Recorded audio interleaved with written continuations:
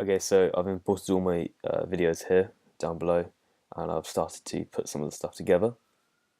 So what I'm going to do now is just add a couple of transitions in to the start of it here. So I'm going to add a couple more black wipes to it. I'm going to shorten it down so it's a quick burst.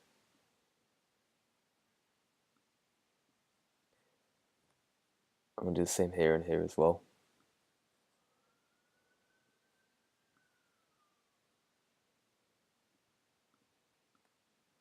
And push it right down to a couple seconds. This just give a good effect, like a quick sudden movement. The black makes it a bit longer as well as kind of giving it a kind of dark and dramatic feeling to it.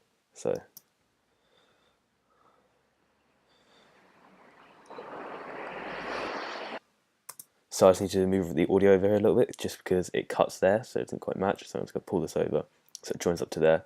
I'm also going to pull the levels down a little bit because it gets to 10 decibel.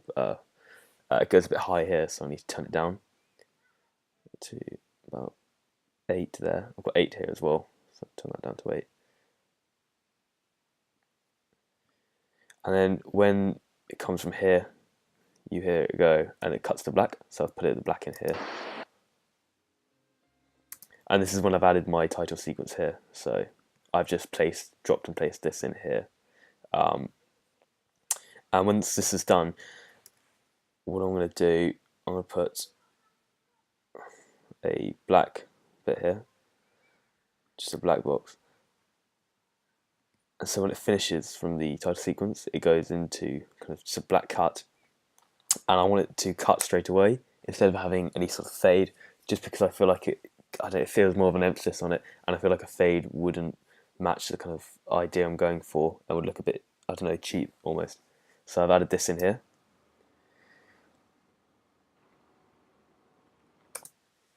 So when I added that in, it cuts straight. It cuts straight to the actual footage. I think that looks really good and quite effective. I've also below it added some sound elements, just because otherwise there would be no sound in this bit here, and it would seem more off. So I've added kind of diegetic sound in the background, so kind of white noise after the title sequence. So it sounds a bit like this. Because if I didn't have that there, it would sound a bit odd. And the music would just suddenly cut in, so I'm just going to move that back to where it was, like that. I've also, as you can see, I've faded it up just a little bit, so when it comes out of the title sequence, you can still hear the crackling, and then it goes into diegetic sound.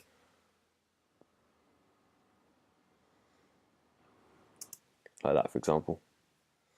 So here you can see I've added some more cuts here. So from this part here, Just feel tired ever since. I feel like I feel like I'm going crazy. and then I've cut back again. So from behind the shoulder shot, or behind the two actor shots, even sorry, I've cut back to the front shot. I've also gone for a side angle shot, so an extreme wide. So from here, and I've only used the cut effect. I didn't want to use any transitions here. So you have a look at this. We live in a world where everyone is evil, where everyone has a bit of demand. And so then I cut back to the front shot of them again. I've also got another cut here from behind the shoulder shot. This I added in when I was on shoot.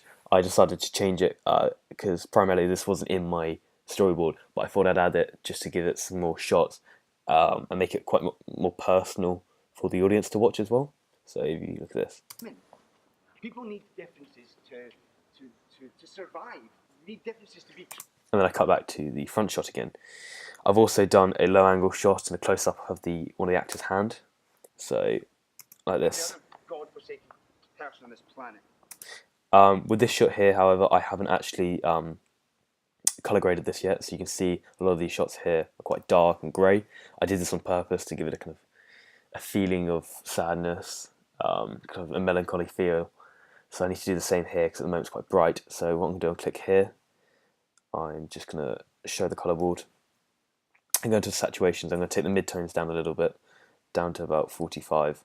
This will just kind of grey it out a little bit. You can see the color, the pink has gone from his hand a bit. I'm also going to take down the highlights just about -14. That makes it a bit more grey. So if we look here, in fact, that's quite dark there. So I think, yeah, okay. I'm just going to tool this down a little bit there, and the exposure. There we go. I'll pull that down. Yeah, so the exposure on this one's 48 and 25, so I'm going to pull that down to 48.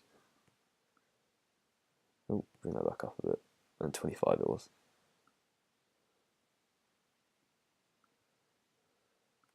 Pull that.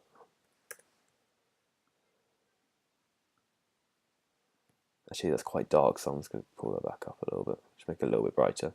And that means I can just pull down the midtones a little bit more. So it looks like that. The other godforsaken person on this planet.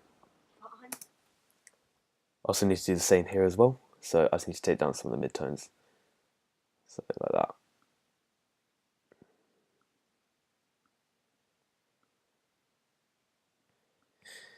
that. And when I get to, I still need to get to the live production here. I've decided to go from I'm going from a fade of black. So from here, I'm going to put a black in here. And then I'm going to open this up and type in fade to color there. I'm just going to drop that there. And then from here, I'm going to shorten this down a little bit, otherwise it's going to be too long of a gap. And I think I'm going to fade it back into color again here.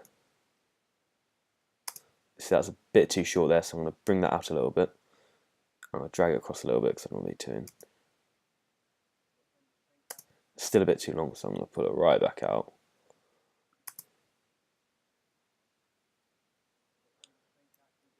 So I quite like that. I'm going to leave that there. And in regards to the cuts inside of the actual live production, I've just kept simple cuts. I'm not going to do any transitions within the live production. I'm going to keep it how it is, as that's how I like it.